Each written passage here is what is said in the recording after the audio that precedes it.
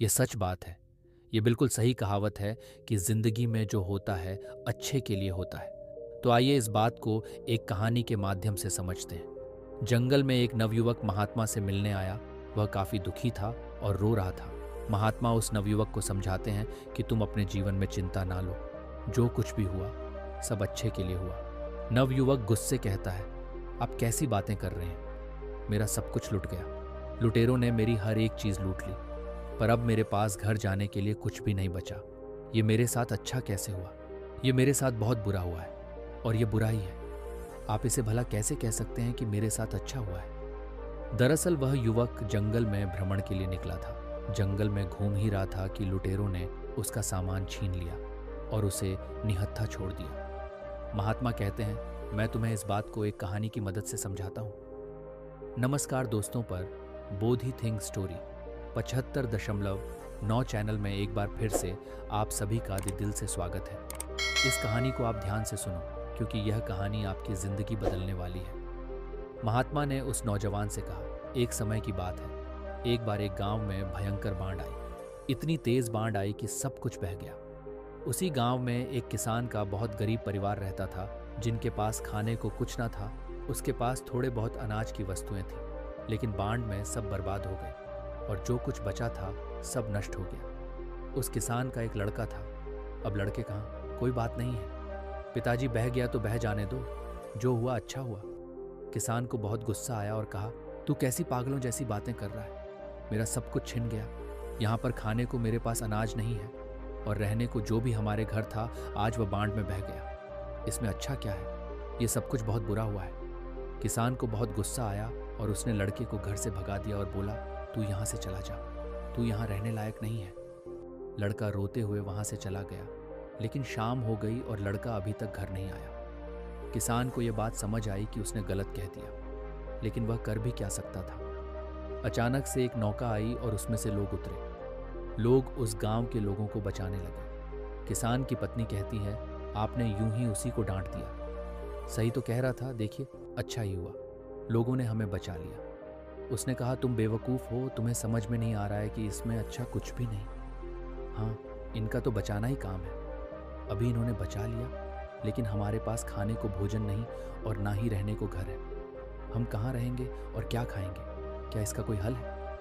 किसान की पत्नी ने कहा, पैसे नहीं है तो क्या हुआ, आप इतने परेशान क्यों लग रहे हो? किसान बोला, दरअसल बात पैसे की भी नहीं है। उस घर में एक पोटली थी, उस पोटली में बहुत ही खास चीज़ रखी थी, वह भी बाढ़ में बह गई। अब मेरे पास कुछ भी नहीं बचा। किसान की पत्नी बोली, ऐसा क्या था उस पोटली में? किसान ने कहा, मैं तुम्हें अवश्य बताता, लेकिन अब जब वह है ही नहीं तो उसको बताने का क्या तात्पर्य। धीरे धीरे समय गुजरता रहा। उस किसान ने लोगों से मांगकर जीवन यापन करना शुरू किया, लेकिन ऐसा भला कब तक काम चलता। इस साल उस खेत में भी अच्छी फसल नहीं लगी थी। वह बहुत परेशान और चिंतित था। उसे कुछ समझ नहीं आ रहा था कि क्या करा जाए। एक शाम को अपनी पत्नी के साथ बैठकर बातें कर रहा था तो उसकी पत्नी बोली, चिंता करने से क्या होगा, आप नगर में जाकर कोई और काम तलाश क्यों नहीं करते? थोड़े समय ले कुछ ना कुछ रोजी रोटी के लिए धन इकट्ठा तो हो ही जाएगी, उसी के सहारे हम अपना काम चला लेंगे। आप परेशान मत होइए, मैं भी बगल के घरों में जाकर काम किया करूंगी। कुछ धन तो आएगा, इससे जीवन जीना आसान हो जाएगा। किसान ने कहा, बात तो सही है। अगले दिन वह किसान काम की तलाश में शहर गया।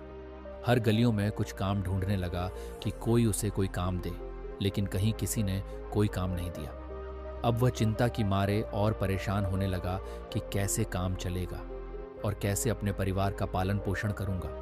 उसके पास घर नहीं है। उसने जैसे तैसे करके बाढ़ के जाने के बाद घास फूस से छोटा सा घर बनाया था।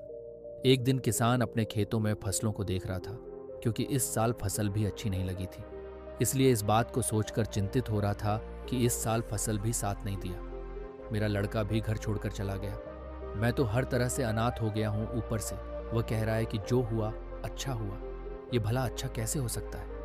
उसकी पत्नी उसे फिर समझाती है कि क्या आप फालतू में चिंता कर रहे हैं, आप फिर से कोशिश करो, काम कहीं ना कहीं कुछ ना कुछ तो मिल ही जाएगा। अब घर पर बैठकर रोने से अच्छा है आप कुछ ना कुछ कोशिश किया करो, क्योंकि क्या पता कुछ काम हाथ लग जाए। किसान को उसकी पत्नी की बात ठीक लगी और अगले दिन वह फिर काम की तलाश में निकल पड़ा।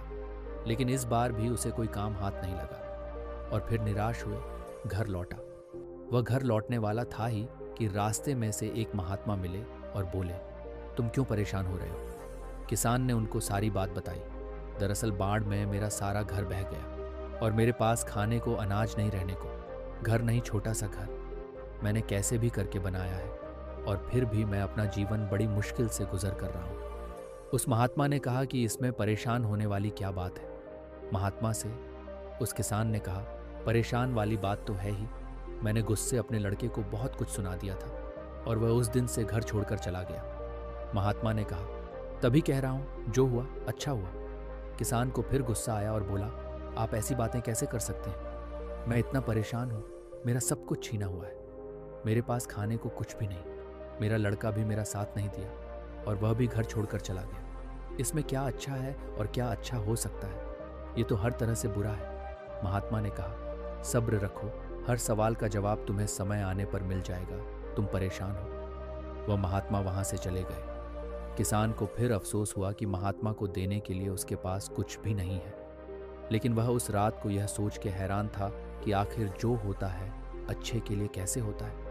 मेरे साथ तो अच्छा हुआ ही नहीं। वह फिर से अगले दिन काम की तलाश में नगर निकल जाता है। लेकिन इस बार किस्मत उसकी सही होती है और उसे एक बड़े सेठ के घर में काम करने के लिए कुछ काम मिल जाता है।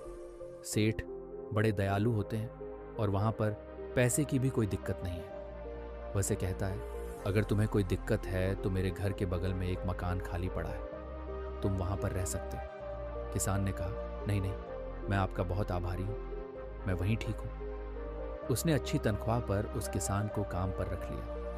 अब वह किसान और उसकी पत्नी बहुत खुश थे। अगले दिन रात के समय उसके दरवाजे को एक लड़के ने खटखटाया। उन्होंने दरवाज़ा खोला और देखा, वह हैरान रह गए कि एक लड़का लंबी सी कार और बड़ा सा बैग हाथ में लिए दरवाजे के सामने खड़ा था। किसान बिल्कुल आश्चर्यचकित हो गया। उसे समझ में नहीं आ रहा था कि यह कौन है। लड़के ने बोला, पापा, मैं हूं आपका लड़का। वह हैरान रह गया, आखिर यह कैसे हुआ?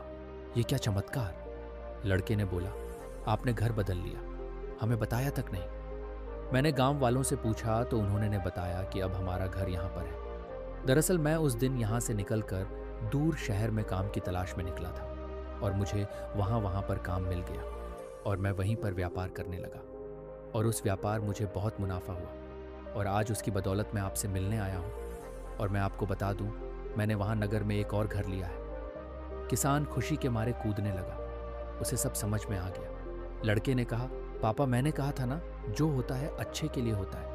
अगर उस दिन बाढ़ नहीं आई होती और ये सब कुछ बहा नहीं होता तो क्या पता ये बात मैं आपसे बोलता नहीं। अगर ये बात मैं ना बोलता तो आप मुझे घर से बाहर नहीं भगाते और ना मैं रोजगार के लिए नगर में तलाश करता। किसान ने कहा, हाँ, मुझे यह बात समझ में आ गई, ये बिल्कुल सही बात है। देखो, उसी बाढ़ की वजह से मुझे भी एक बड़े घर में नौकरी मिल गई, यानी अब डबल मुनाफा, डबल पैसे और हर तरह से फायदा ही फायदा। हम तो माला माल हो गए। किसान और लड़का जोर जोर से उछलने लगे। कहानी के बाद महात्मा ने उस नवयुवक को समझाया कि जिंदगी में एक बात याद रखना, इंसान की सोच बहुत बड़ी नहीं है। वह कुदरत के फैसले को नहीं समझ सकता और ये नहीं जान पाता है कि उसके साथ जो हुआ अच्छे के लिए हुआ है। वह सिर्फ आज को देखता है कि उसके साथ बहुत बुरा हुआ। लेकिन सच में देखा जाए तो अगर अच्छी नीयत और मन साफ है तो कभी किसी के साथ बुरा नहीं होता। महात्मा ने उस नवयुवक को समझाया कि जिंदगी में जब भी तुम्हारा बुरा वक्त आए तो एक बात हमेशा याद रखना कि यह वक्त गुजर जाएगा। इस बात को तुम याद रखना कि समय कितना भी बुरा हो, तुम्हारी जिंदगी में कितने भी दुख या फिर मुसीबतों का पहाड़ क्यों ना हो, एक वक्त बाद सब ठीक हो जाता है और सब आसान बन जाता है। बस वह समय बुरा होता है। इसीलिए बुरे वक्त से लड़ने की आदत डालो और बुरे वक्त में ऐसा कोई भी कदम ना उठाओ जिसकी वजह से तुम्हें बाद में पछताना पड़े। अगर कुछ बुरा होता है तो भी अच्छे के लिए होता है, लेकिन देर से ही सही उस बात का और उस सवाल का जवाब इंसान को मिल ही जाता है। जब इंसान का समय खराब होता है तो उसकी बुद्धि का करना बंद कर देती है। इंसान का समय खराब होता है लेकिन समय ठीक भी हो जाता है। तब उस नवयुवक ने कहा, ये सब तो ठीक है, लेकिन मेरा तो सब कुछ चोरी हो गया। इसमें अच्छा क्या है? अब तो मेरे पास कुछ नहीं है, मैं घर कैसे जाऊंगा? महात्मा ने कहा, दरअसल मुझे एक जंगल कुछ मिला था, ये लो। तब महात्मा से उसे एक चमकदार पत्थर दिया और कहा, तुम इसे ले जाकर नगर में बेच सकते हो, क्योंकि यह मेरे किसी काम का नहीं है और मैं इसे कुछ नहीं कर सकता। उस लड़के को भी यह बात समझ में गई कि बात तो सही है। अगर मेरा सामान चोरी नहीं होता तो मैं महात्मा के पास नहीं आता, और जब मैं महात्मा के पास नहीं आता तो मुझे पत्थर कभी नहीं मिलता। दरअसल वह एक पारस पत्थर था जिसको लोहे से स्पर्श करके हर लोहे की चीज़ को सोने में बनाया जा सकता था। अब वह भी मालामाल हो गया था। तो दोस्तों, आपने आज के इस वीडियो से क्या सीखा वो मुझे आप कमेंट में बता सकते हैं। उम्मीद है कि आपको आज की वीडियो पसंद आई होगी, और उसी के ठीक बाद हमारे चैनल को सब्सक्राइब करें। तो चलिए फिर मिलते हैं ऐसी एक और नई वीडियो में एक नई सीख के साथ। तब तक के लिए धन्यवाद। नमो बुद्धाय।